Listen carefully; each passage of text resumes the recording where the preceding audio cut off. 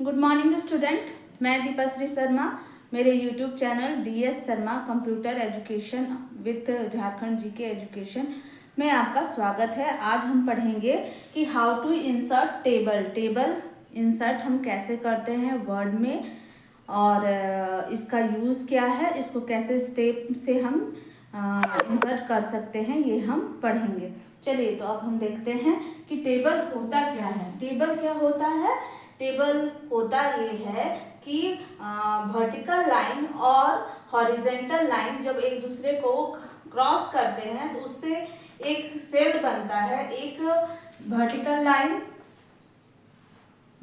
Line और horizontal line को जब हम ड्रॉ करते हैं तो उससे एक हमारा सेल बनता है, और डिफरेंट मल्टीपल जब हम सेल बनाते हैं तो उसको हम टेबल की तरह क्रिएट करते हैं। टेबल का क्या यूज है? जब भी हम कोई भी शॉप का अगर बिल बनाना चाहें या मल्टीपल डाटा को एक साथ स्टोर करना चाहें तो उसके लिए हम टेबल का क्रिएट कर सकते हैं, जिसमें कि नंबर ऑफ रो और नंबर ऑफ कॉलम हम डाल सकते हैं। तो उसके लिए हम टेबल का यूज करते हैं।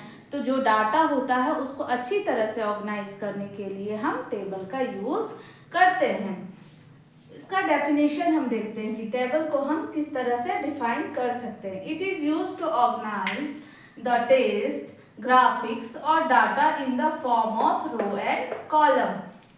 रो एंड कॉलम के फॉर्म में हम टेक्स्ट को, ग्राफिक्स को और डाटा को स्टोर कर सकते हैं, ऑर्गेनाइज कर सकते हैं रो और कॉलम के फॉर्म में। तो वर्टिकल लाइन जो आता है आपका ऊपर से नीचे की ओर, अप टू डाउन जो जाता है उसको हम वर्टिकल लाइन बोलते हैं, जिसको कि हम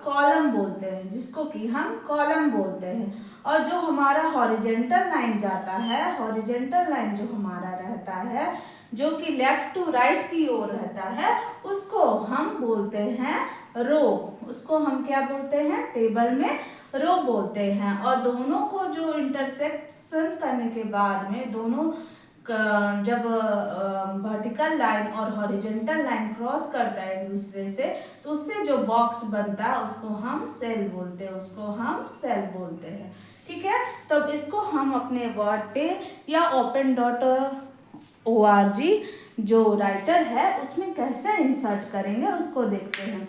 to insert a table, insert करने के लिए टेबल को पहला स्टेप है हमारा click table menu. Table menu पे हम क्लिक करेंगे, फिर क्लिक ऑन इंसर्ट मेनू पे हम क्लिक करेंगे। उसके बाद में टेबल ऑप्शन हम जाएंगे, तो टेबल ऑप्शन पे क्लिक कर देंगे तो हमारा क्या होगा? टेबल का विंडो खुल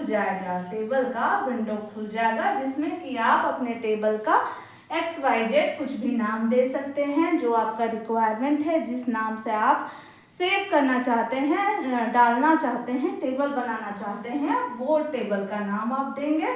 उसमें फिर आपको पूछता है कि कितना आप रो डालना चाहते हो, कितना आप कॉलम डालना चाहते हैं, तो आप अपने नीड के अनुसार उसमें रो और कॉलम आप डाल सकते हैं।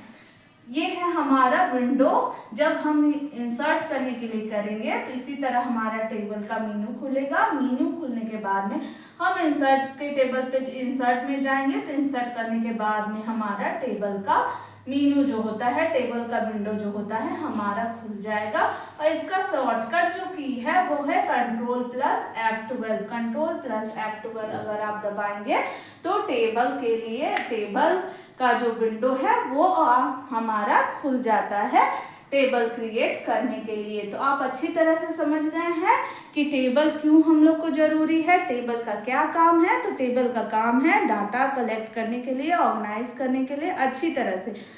1 से ज़्यादा डाटा, अगर 1 ही डाटा होगा तो आप क्यों टेबल क्रिएट करेंगे? 1 से ज़्यादा जब डाटा होगा तो उसको अच्छे तरह से ऑर्गेनाइज करने के लिए, उसको सजाने के लिए, उसको अच्छी तरह से देखने के लिए हम टेबल का यूज करते हैं और टेबल में क्या होते हैं, रो होते हैं और कॉलम होता है। तो रो हम किसको बोलते हैं, लेफ्ट से लेके राइट तक जब हमारे साइड में जो लाइन जाता है उसको हम हॉरिजॉन्टल लाइन बोलते हैं, जिसको कि रो बोलते हैं। और अप से लेके डाउन वर्टिकल लाइन जो हमारा आता है उसको हम कॉलम बोलते हैं। और वर्टिकल लाइन और हॉरिजॉन्टल लाइन क्रॉस करने के साथ में जो सेल हमारा जो बॉक्स बनता है उसको हम सेल करते हैं।